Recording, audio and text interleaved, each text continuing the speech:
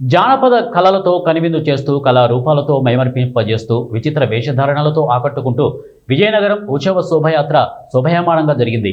విజయనగర ఉత్సవాలు ప్రారంభానికి సంకేతంగా పైడితల్లి అమ్మవారి ఆలయం వద్ద ఆదివారం ఉదయం మంత్రులు వంగలపూడి అనిత, కొండపల్లి శ్రీనివాస్ జెండా ఊపి ర్యాలీని ప్రారంభించారు. అనంతరం కోట వద్ద ప్రముఖులు ఆసీనులై కళారూపాలను తిలకించారు. ఈ ర్యాలీలో స్వాగతం శకటం, రోలర్ స్కేటర్స్, పైడితల్లి అమ్మవారి కలశాలు, తప్పెటగుళ్ళు, తింసా డ్యాన్సు, పులివేషాల, విచిత్ర వేషాలు, రోలర్ స్కేటర్స్, ఆగమ పండితుల బృందం, విజయనగరం వైభవం, కేరళ వాయిద్యాలు, కర్రసాము, అడుగుల బొమ్మలు, కొమ్మ కోయ డ్యాన్స్, బిందెల డ్యాన్సు, గరగల డ్యాన్స్, చెక్క భజన, గంగిరెద్దుల, అలాగే జముకుల బృందం, Kalimata dance, NCC cadets march, కోలాటం, క్రీడా సంఘాలు మరియు క్రీడాకారులు, అంగన్వాడీ సిబ్బంది, NREGS, SHG గ్రూప్స్ తదితర బృందాలు ర్యాలీలో అలరించాయి. ముఖ్యంగా విజయనగరం ప్రాంతంలో సిరిమానోత్సవం అంటే చాలా ప్రసిద్ధి. పైడితల్లమ్మ గారి పండుగ ఇది ఈ రోజు నిన్నో చేసింది కాదు, తరతరాలుగా మరి రాజావారు ఆశీస్సులతో జరుగుతుంది.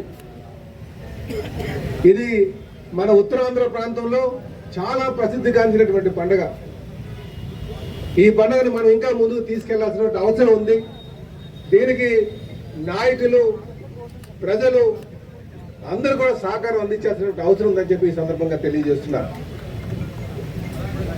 అలాగే ఈ ప్రాంతం కోసం కానీ, ఈ సంస్థానం కోసం కానీ మాట్లాడుకుంటే, అలాగే అమ్మవారి కోసం మాట్లాడుకుంటా, ఇది ఎన్నో తరాల నుంచి ఈ ప్రాంతాన్ని పరిరక్షిస్తూ వాళ్ళు పాలన సాధించినటువంటి విషయం కూడా గమనించారు అందరూ కూడా.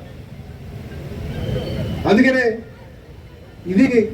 ఈ పండగని మనం మన సొంత పండగగా భావించి మన ఉత్తరాంధ్ర వాసులు అందరూ కూడా ఇందులో పాల్గొని ఇది ముందుకు తీసుకెళ్లాల్సిన అవసరం ఉందని చెప్పి ఈ సందర్భంగా తెలియజేస్తున్నారు. ఎంతో మంది కళాకారుల్ని ప్రోత్సహించాలి, వాళ్ళకి ఆంధ్రప్రదేశ్ చేయాలన్న ఒక ఆలోచన. ఇది కూడా అందరూ గమనించాలి. ఈరోజు మనకి ఎంతో మంది కళాకారులు